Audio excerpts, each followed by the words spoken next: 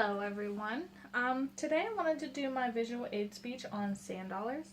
I know ever since I was a small child, we'd take a trip to the beach. I'd come home with like a bucket of seashells, like anything I could find, like little stones, rocks, all the cool stuff that'd come out of the ocean. And so it's something that I've always actually been interested in, and I actually kind of collect.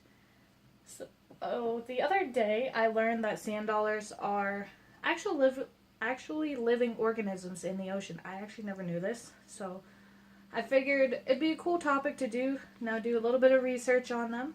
So today I'm going to talk to you about how they live in their habitat, just a few facts, how to tell the difference between a live and a dead sand dollar, and just a few fun facts that I found out about them. So, like I said, sand dollars are living organisms. They actually look nothing like what you think they would look like. So, this is a living sand dollar. They're actually covered by a skin of velvety feeling spines, and those spines are actually covered with small hairs called cilia. So you can see in both these pictures that they almost look like a stuffed animal, like they're just furry. They usually, whenever they're in the ocean, they are usually found in a muddy area in groups of a few hundred or so. This is actually known as their best habitat that they live in. They also tend to bury in the sand. Whenever they do that, it helps them to protect themselves from predators, and it also helps from the current. So if it's a rough current, they'll burrow in the sand so they don't move as much. And younger sand dollars actually, this is actually a really cool fact, younger sand dollars actually eat sand, like consume it, so it makes themselves heavier, so whenever the waves do come in and out, it doesn't affect them as much. It makes their bodies heavier. So like I said, we can go walking on the beach and we can find them. It is not common to find a sand dollar, but when you do, go ahead and take it home because they're actually really cool souvenirs. Just make sure you know that it's not a living one. Taking a living sand dollar is actually illegal. You could to tell the difference between the two is that a live sand dollar is usually like a brownish, yellowish color, and a live sand dollar is actually a white, silvery color. As they lay in the sun actually fades the color, and that's whenever they become this color.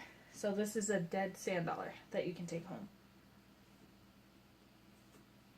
So something cool that I found out is if you break a sand dollar open, there's actually, you can see their teeth, and that would be these little things right here. A lot of people actually refer to them as doves, and whenever I say doves, this is actually part of a Christian view that sand dollars kind of fit into. So there's this thing called the legend of the sand dollar. I'm not going to get into it personally. That'll be homework for you guys to go ahead and look at. But pretty much what it's supposed to represent is the birth and death of Jesus. Another fun fact that I found about the sand dollar is there's many names that they go by. Some of them are sand cake, cake urchin, pansy shell, sea biscuit, and there's a lot more I'm not going to get into because I could probably list a million. So, like I said earlier, I'm going to go ahead and give you a little bit of homework. We learned about some of their, how they live in their habitat. Like I said, they burrow in the sand. I hope you know how to tell the difference between them, so if you do come across them, you don't take a live one home.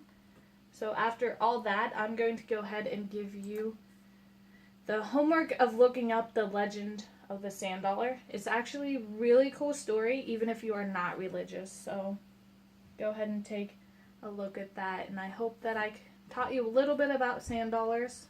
They're actually really cool topics, so thank you for listening to my speech. And that is all I have for you today.